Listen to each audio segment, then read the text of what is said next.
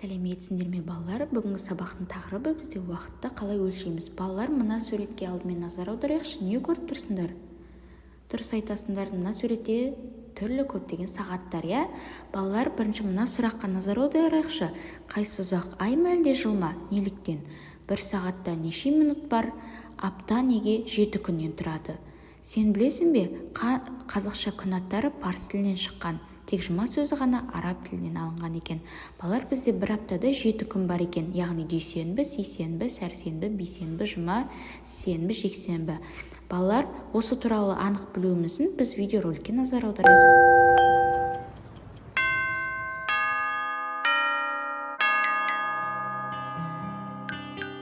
Аға, қараңызшы. Басқа сағаттардың бәрінде 12-ге дейінгі сандар жазылған. Мұнда 24-ге дейінгі сандар жазылыпты. Дұрыс, Дана. Себебі бір тәулікте 24 сағат бар. Тәулік деген не? Мына сағаттың жартысы қара, жартысы ашық түспен берілгенін байқадың ба?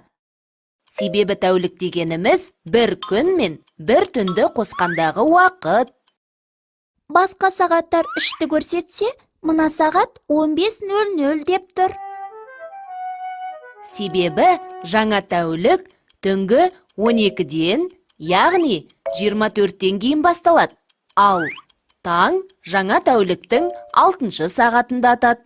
Сондықтан да күндізгі 12-ден кейінгі 1-ді 13, ал 2-ні 14 деп айтуға болады. Басқа сағаттарда 2 тіл болса, мына сағатта 3 тіл бар екен. Және онысы өте тез жүреді. Дана, мұның бәрі уақытты өлшеуге арналған. Мұнау өте тез айналып тұрған секундтық тіл. Секунд ең қысқа уақытты өлшейтін бірлік. Сағаттың бұл тілі 60 секундта бір айналым жасайды. Осы кезде минуттық тіл алға бір орын жылжиды. Себебі 60 секунд 1 минутты құрайды.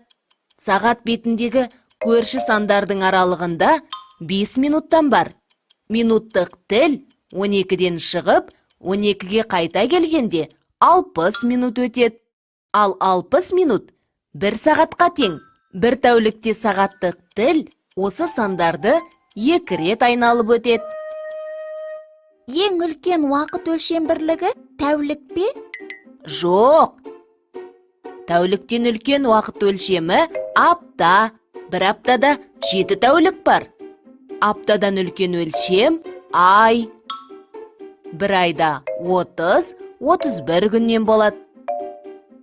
Тек қана ақпан айында әдетте 28 күн болады да, 4 жылда бір рет 29 күн болады. Айдан үлкен уақыт өлшемі жыл.